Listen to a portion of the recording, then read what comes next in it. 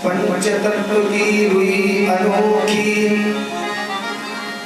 बड़े यतन से बुनी गई, प्राण मिलाकर धागे बटकर बड़े प्रेम से बुनी गई। रंग सुनहरा इस पर चढ़ता तो सौभाग्य निखर आता, रंग चढ़ेगा कैसे कोई समझ नहीं पाता। समय राज महिलन के भोग भोग लेन दे तो समय ही हरिश्चंद्र से मरघट रखवाए दे। समय आज राम साम तिलक की तैयारी दे, समय बड़े भोर विधि वन की लगाए दे। समय पुत्र प्यारे को लाड़े और दुलार दे, समय लाड लाडले पे आरा चलवाए दे। समय है ये मन है बलवान है विचार देख, समय जान की यूं सुखा करवाए दे। श्री तुलसीदास जी के पद कमल बारंबार मनाऊं, गुण गाऊं सिया राम के हनुमत हो सहाय। बोले श्री हनुमान जी महाराज की, बोले श्री साचे दरबार की, बोले श्री गुरुदेव भगवान की।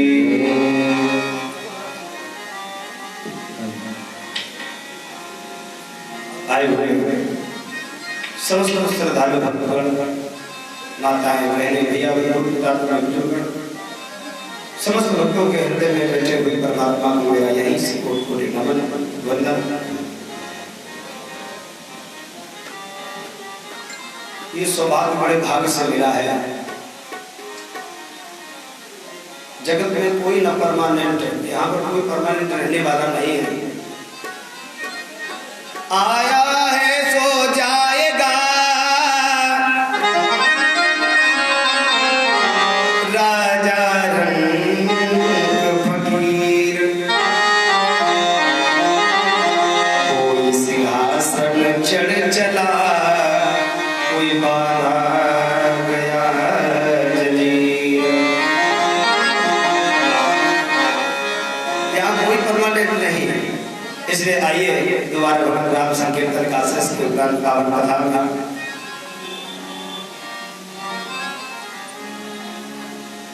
जगत के रंग क्या देखूं हे प्रभु, जगत के रंग क्या देखूं, तेरा दीदार काफी है।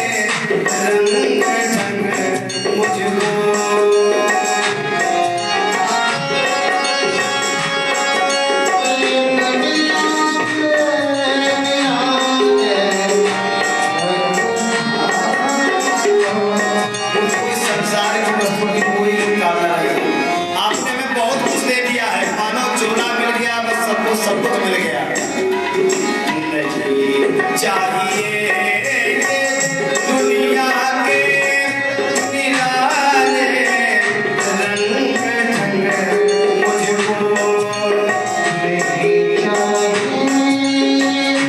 दुनिया के निराले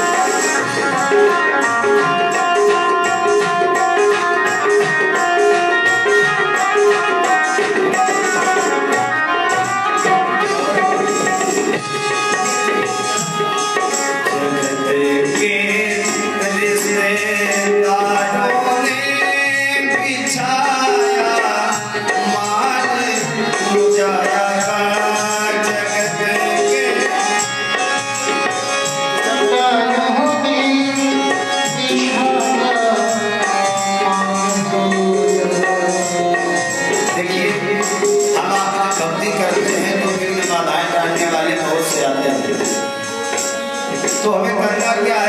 अपनी भक्ति में ही मगन रहना है। वही भक्त कह रहा है जगत में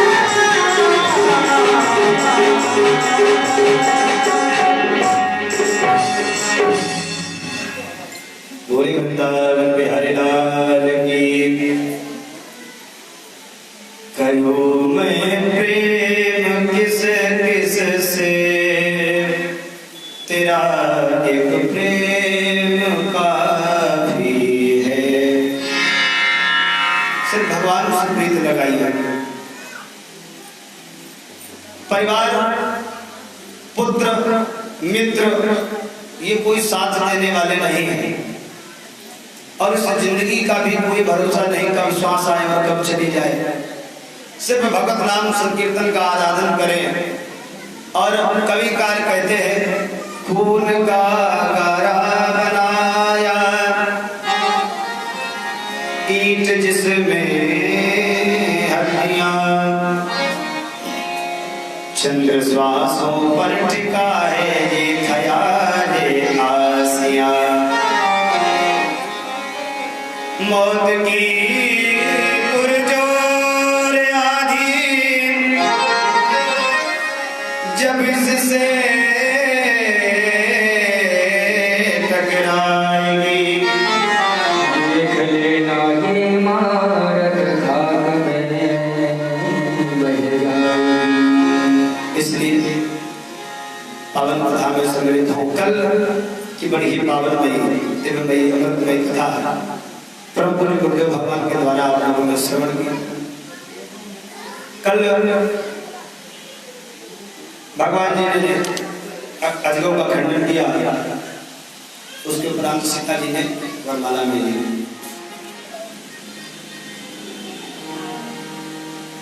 जब वरमाला मिली तो वहां पर सभी आनंदित है, मगन है।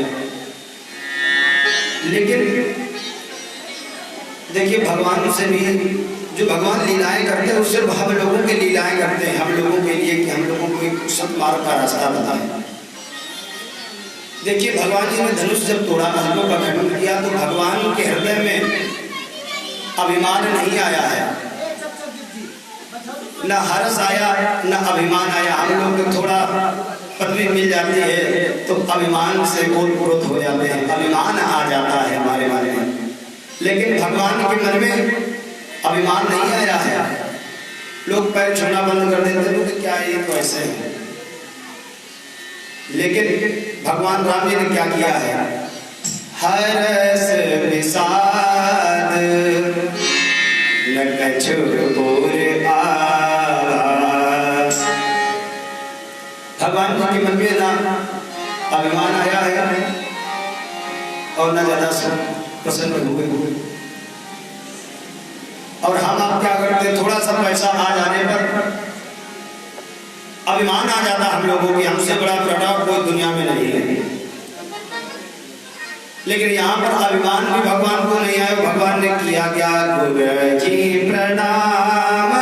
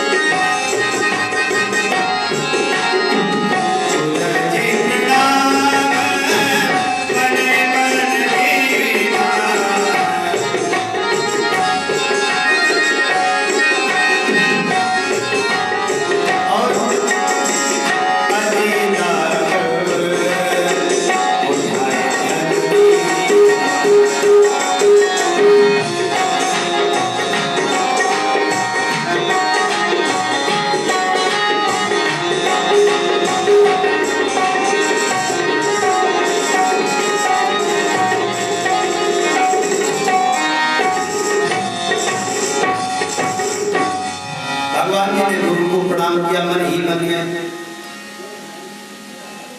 भगवान जी को अभिमान नहीं है, उनका स्वभाव ही बड़ा उदार है, सरल है। उनके स्वभाव के लिए तो गोस्वामी तुलसीदास जी महाराज जी के शब्द भी बहुत छोटे पड़ गए, फीके पड़ गए। जन अभिमान न राखा काहू, और स्वभाव कैसा है? दीन बंधुवते प्रबुले सुभाऊ। अच्छा देखिए, थोड़ी चर्चा पहले ये हो जाए कि जब अजगों का खंडन नहीं हो पाया था उस समय रावण भी वहां पर आया। रावण आया, देखिए रावण कोई साधारण रावण नहीं था। रावण भूतकाल भविष्य और वर्तमान को जानने वाला था।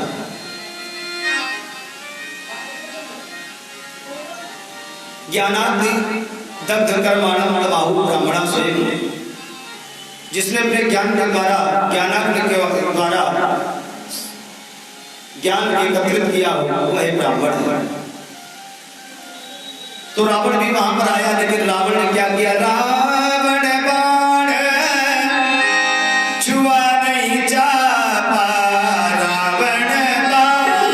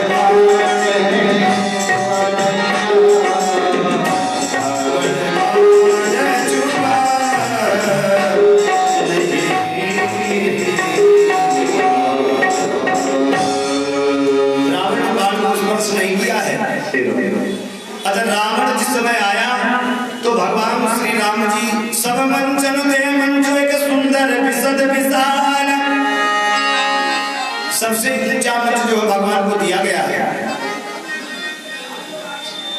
और रावण ने जब भगवान श्री राम जी को देखा है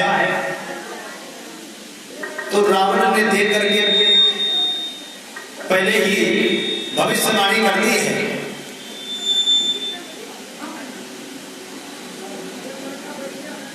भविष्यवाणी क्या की? राम जी ने, रावण ने जिस समय श्री राम जी के मस्तक को देखा है, पढ़ा है, तो पहले ही रावण ने भविष्यवाणी कर दी। क्या? हे राम तुम्हारे दाएं मुकुट पर सिया हरण बनवास लिखा है। राम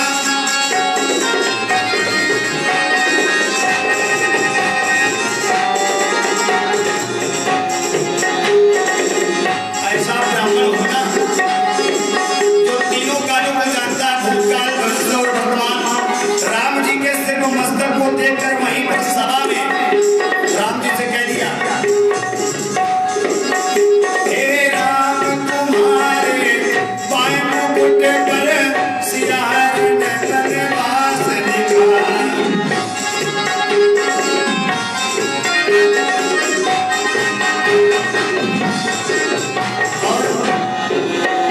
हे राम तुम्हारे दाएं मुकुट पर सिया हरण बनवास लिखा।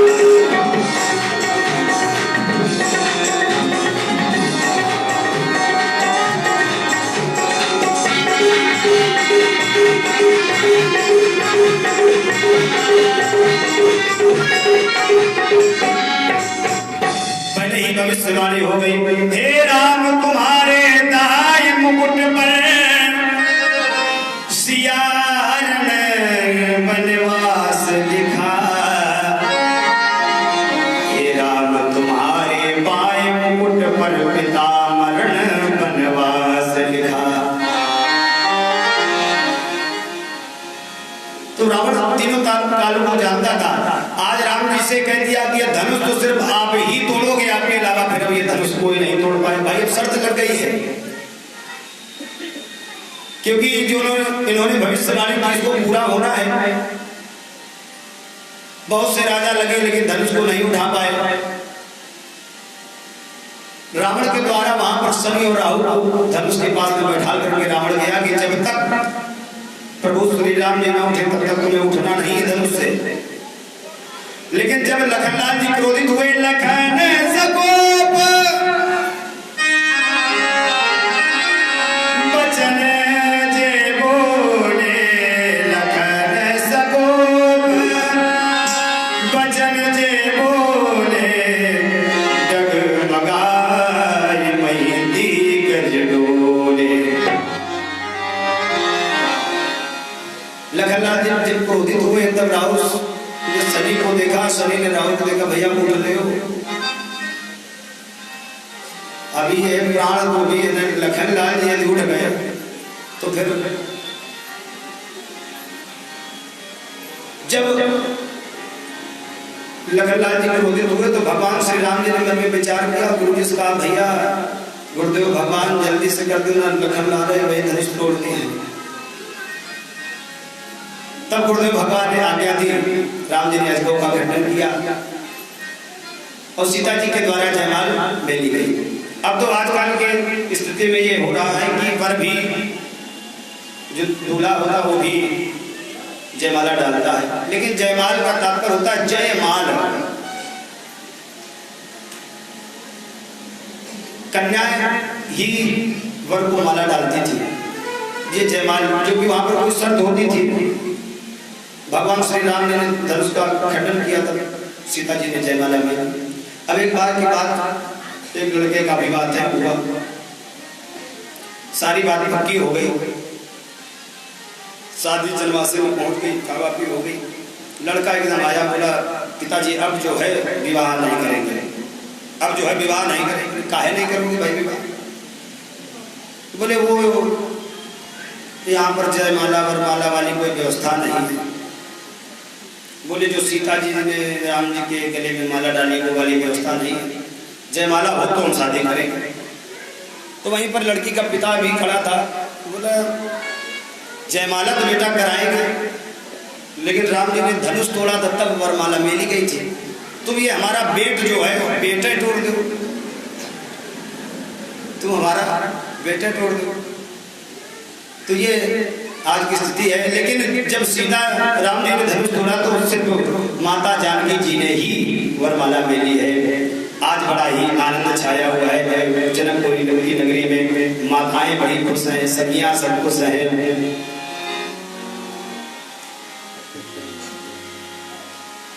बड़ा ही आनंद छाया हुआ है।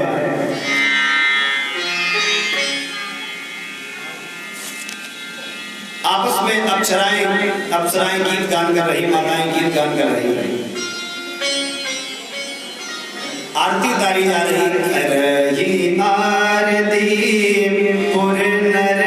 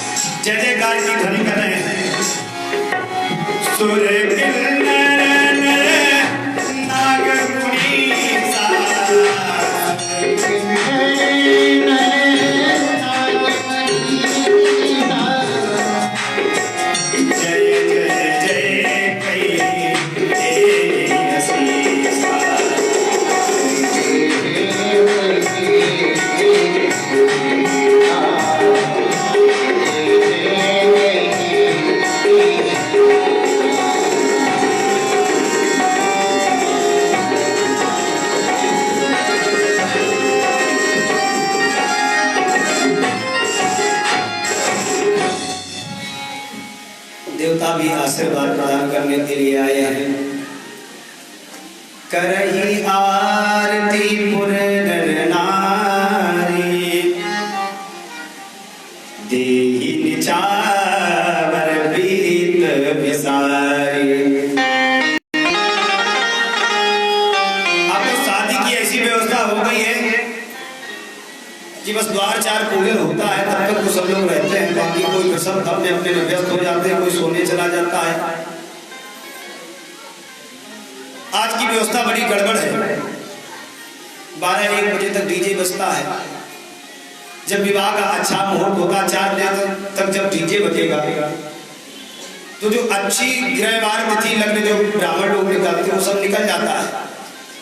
पंडित जी वहीं बैठे हैं, लेकिन उनसे कोई मतलब, उनसे ना कोई पूछने वाला है। 4 बजे तक डीजे चले लगे। भाई जब अच्छी तिथि ब्रह्म मुहूर्त में जब भावनाएं पड़ेंगी उसका आनंद ही कुछ और होगा। अब 4 बजे तक डीजे बजेगा, जब भावों का समय सब लोग सो रहे हैं। गिनती जब चढ़ावा होता तो 2-4 बूढ़ी बूढ़ी माताएं बस वहीं पर बैठती है, वो भी कोई सोती रहती है, कोई जगती रहती है। अब तो अर्थव्यवस्थाएं जो बड़ी गड़बड़ हो गई है। बाकी श्री रामचरितमानस में जिस प्रकार से विवाह बतलाया गया है, इस प्रकार से यदि व्यक्ति का विवाह हो जाए तो उसके जीवन में कभी पति पत्नी का झगड़ा नहीं हो सकता है। पति पत्नी का अच्छा, जब भावरे पंडित जी बोलते हैं तो लड़का भी सोता है और बिटिया भी सोती है, इतना थक चुके होते हैं। लेकिन यहाँ पर आज जब सीता जी ने जयमाला मेली है तो सभी आरती नगर के लोग कर रहे हैं। तब सिया देगी भूप अभिलाषे, और कपूत मूल मन माखे। देखिए जो राजा दुष्ट प्रकृति के थे उनके मन में विचार बड़ा गंदा आया कि बताओ इन बालकों ने धनुष तोड़ी, हम धनुष नहीं तोड़ पाए। अब 2-4 राजा जिनके जैसी भावना अच्छी थी वो तो दूर रहे, भगवान को मन में प्रणाम करते रहे, आते रहे, प्रणाम करके जाते रहे। लेकिन जिन राजाओं की विचारधाराएं बेकार थी, खराब थी, दुष्ट प्रकृति के थे, उन्होंने क्या किया? कोई कह रहा ले वो छिड़ाई सियगा को,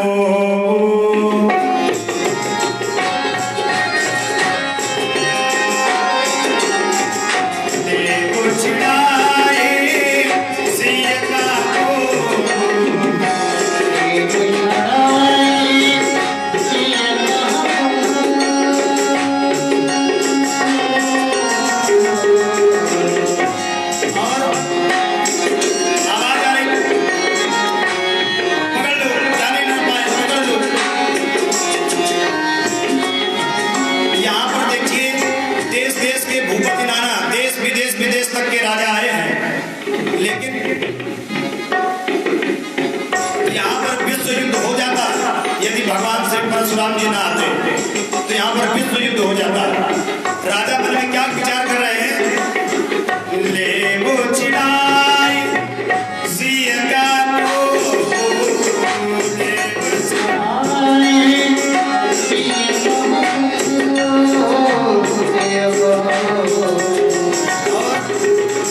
धरी बाधो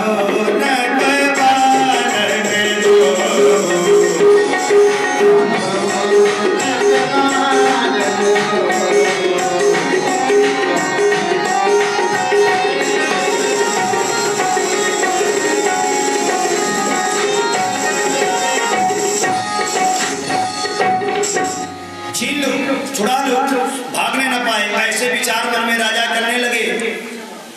अब एक राजा ने कहा मान लीजिए हमने सीता जी को छुड़ा लिया, बंदी बना लिया दोनों बालकों को, तब क्या होगा? अगर राजा जनक ने कुछ सहायता, जनक जी ने सहायता की तो क्या होगा? बोले जनक राज कछु करज सहाई,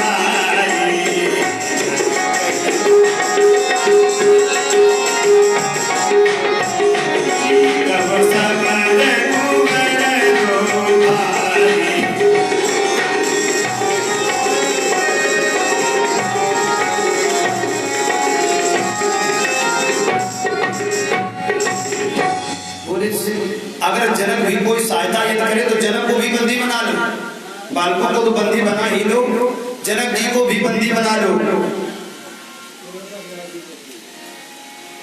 ये व्यवस्थाएं देख करके राजाओं के देख करके जो जनकपुर की नारी पुरुष जो भी जनमानस था वो सब गाली देने लगे आगे कि ऐसे ऐसे राजा धनुष को एक तो तोड़ नहीं पाए, ऊपर से विघ्न डालने और आ गए।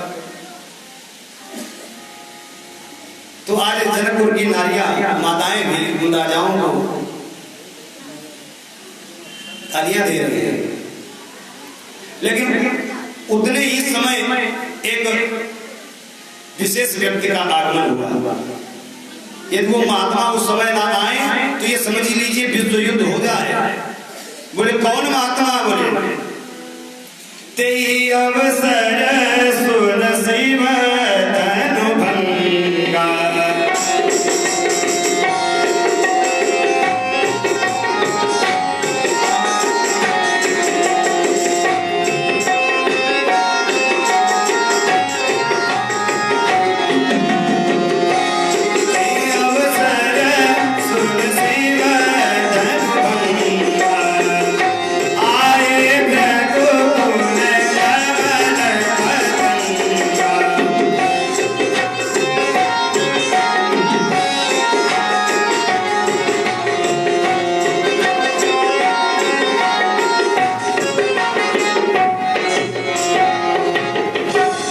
उसी समय में भगवान परशुराम जी का भी आगमन हुआ।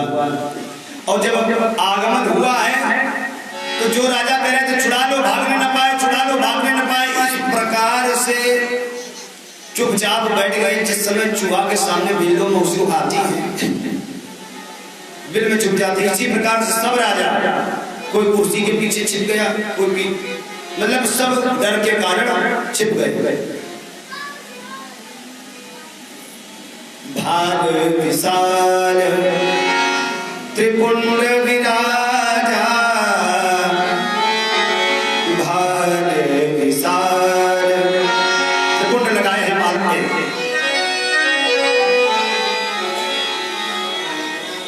देखिए जब भगवान परशुराम जी आए, जो महात्मा कह रहे थे छुड़ा लो भागने न पाए, वो आए और परशुराम जी को किस प्रकार से प्रणाम किया। अपना नाम तो भूल गए डर के कारण, पिताजी का नाम लेने लगे।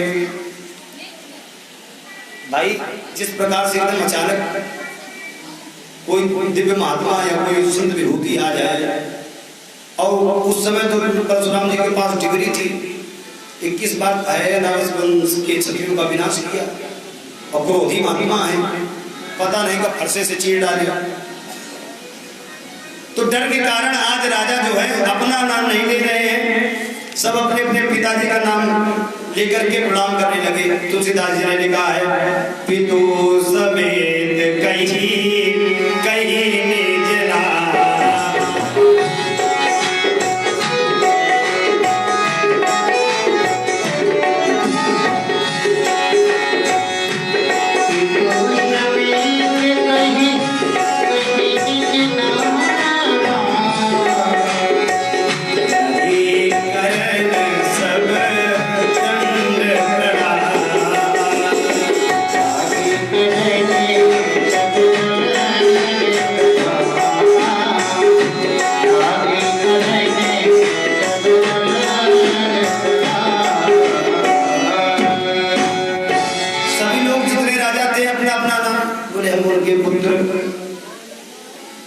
महात्मा इतने क्रोधित हुए।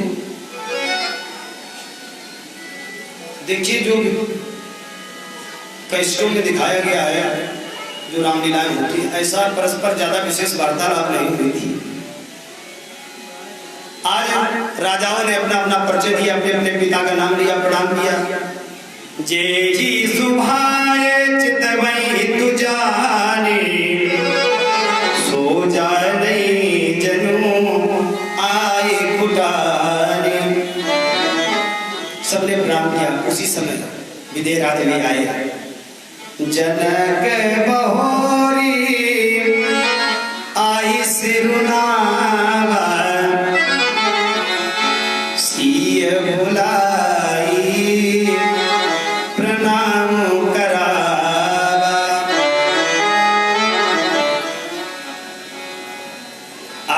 सीता जी को भी आशीर्वाद दिलाया है और विश्वामित्र भी, महात्मा जी भी आए हैं और दोनों राम और लक्ष्मण जी को भी प्रणाम कराया है। विश्वामित्र मिले पुनियाई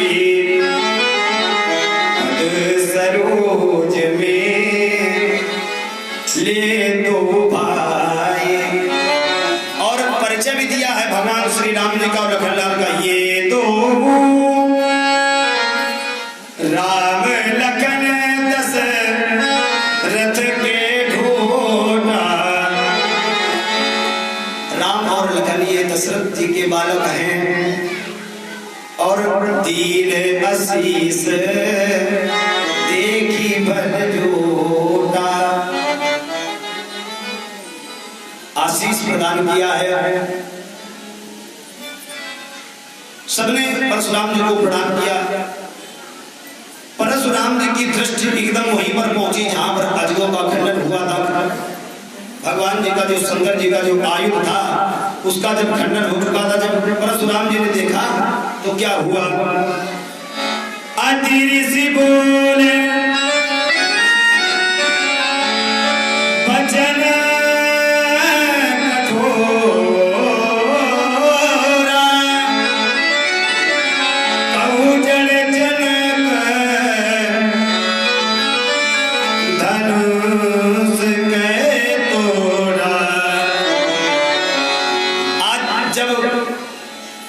परशुराम जी ने अजगों का ये हाल देखा।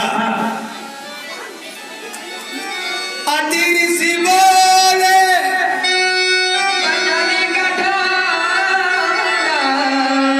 कहूँ जड़ जनक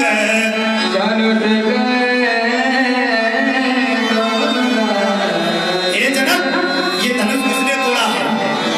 वो हम जिसने धनुष तोड़ा वो एक काल सहस्त्र भाव के समान मेरा काल है। बताओ जनक ये धनुष किसने तोड़ा? बेगी देखावो मूड़ नत आजो बोले कहो मही जय नहीं तब राजू।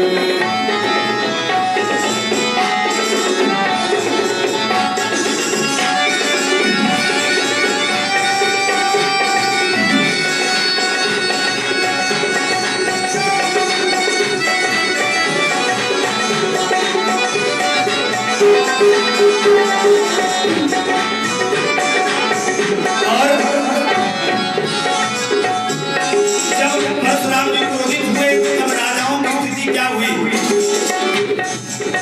अति डरू डरू तेज नभ नागी, अति डरू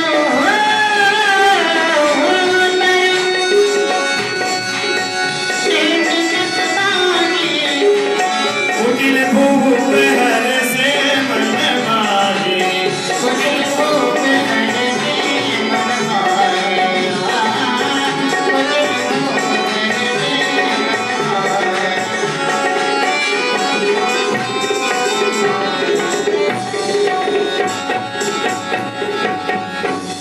आज परशुराम जी बड़े क्रोधित हैं और जो राजा दुष्ट प्रकृति के वो सब इस प्रकार से शांत हो गए कि मान लीजिए उनका शिकार होने वाला है।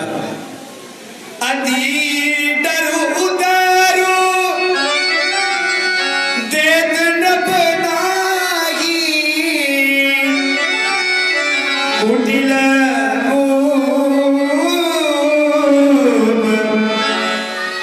अरज मन माही।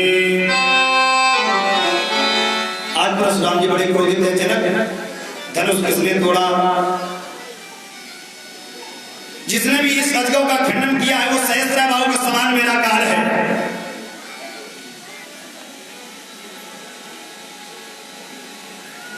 जिसने भी इस अजगव का खंडन किया है या तो वो समाज से बाहर हो जाए या समाज उसको बाहर कर दे।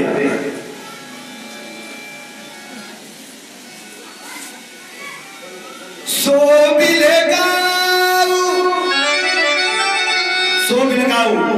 वो अलग हो जाए काल जिसने भी अजगव का खंडन किया है। सो बिलगाऊ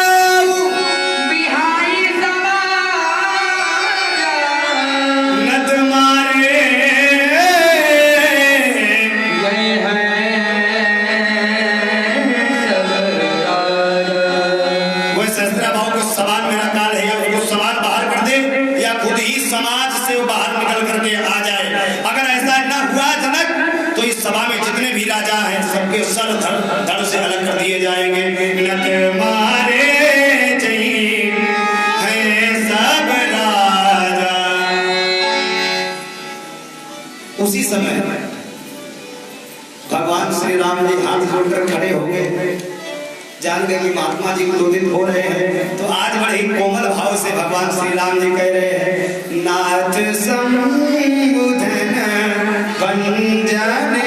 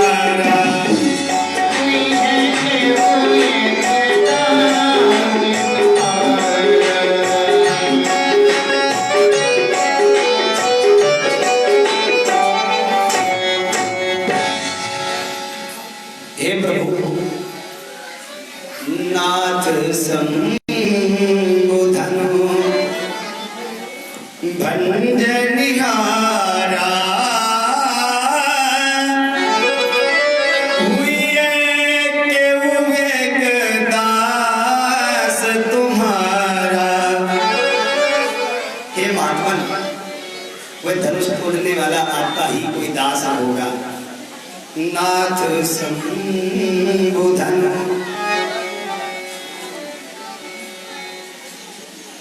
परशुराम जी बोले, वो कैसे हमारा दास होगा जिसने भगवान शंकर के अजगों का खंडन किया, वह दास मेरा हो नहीं सकता है।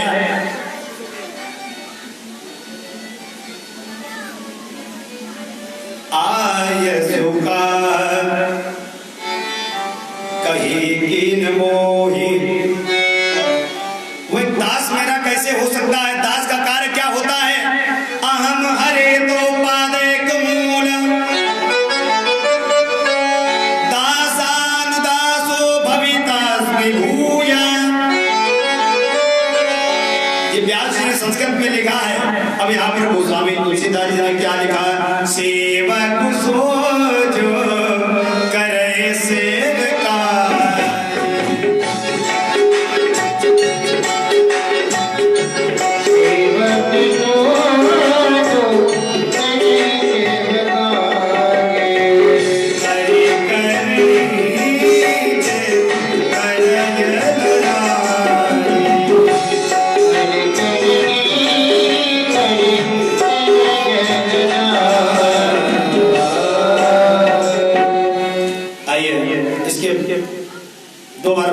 संकीर्तन का आश्रम है। इसके तुकाराम गुरुदेव भगवान जी के श्री मुखारविंद से पावन में कथा का हम सभी लोग आनंद प्राप्त करेंगे। दर्द दिल की दवा